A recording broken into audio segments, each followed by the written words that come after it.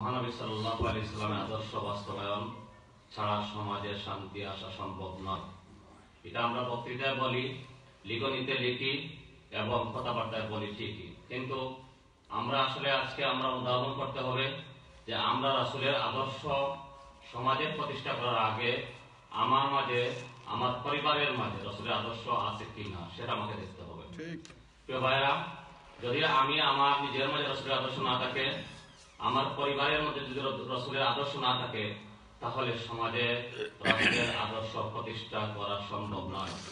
প্রিয় ভাইরা, রাসূল সাল্লাল্লাহু আলাইহি ওয়াসাল্লামের আদর্শ কি ছিল? অনেক ব্যাপক বিষয়, সারা দিন সারা রাত আলোচনা করলে শেষ হবে না। এক সাহাবী আবু দারদা রাদিয়াল্লাহু তাআলা বলতেছেন, তার একটা হাদিসে বর্ণিত যে রাসূল সাল্লাল্লাহু আলাইহি ওয়াসাল্লামের কাছে এক লোক এসে বলল, ইয়া রাসূলুল্লাহ সাল্লাল্লাহু আলাইহি ওয়াসাল্লাম, আমার হৃদয়টা অত্যন্ত কঠিন। রাসূল সাল্লাল্লাহু আলাইহি ওয়াসাল্লাম বললেন, তোমার হৃদয় কি কোমল করতে চাও, মানে নরম করতে চাও?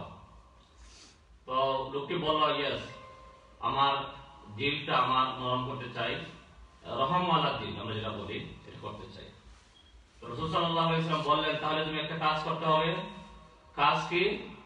যে তুমি এতিম বাচ্চাদেরকে তুমি আদর করিও, স্নেহ করো, ভালোবাসা দিও, তাদেরকে খাবার দান করো, তখন তোমার দিন নরম হয়ে যাবে। প্রিয় ভাইরা, দেখেন, আমরা আজকে যদি এই দিকটা যদি চাই তাহলে দেখবো আমার চারপাশে কত এতিম অসহায় শিশু বাচ্চারা রয়েছে, আমার বাড়িতে রয়েছে, আমার ফ্যামিলিতে রয়েছে, আমার আত্মীয়স্বজনে রয়েছে। আমরা আজকে দেশে আছি, খুব ভালো পরিবেশে আছি, টাকা পয়সার কিছুই অভাব নেই, কিন্তু দেখেন আজকে আমার বাড়িতে আমার চাচাতো ভাই, ছেলে মেয়ে, আমার বোনের ছেলে মেয়ে অনেক অসহায়, লেখাপড়া করতে পারতেছে না, খাইতে পারতেছে না, কাপড় চোপড় পোশাক পরিধান কিছু করতে পারতেছে না। আমরা কি খোঁজ নিয়েছি একবার? না। তাহলে রাসূলের আদর্শ যদি প্রতিষ্ঠা করতে হয়, রাসূলের আদর্শ যদি বাস্তবায়ন করতে হয়, তাহলে এই সব বিষয়গুলোকে আমাদেরকে খেয়াল রাখতে হবে। রাসূল সাল্লাল্লাহু আলাইহি ওয়াসাল্লাম যে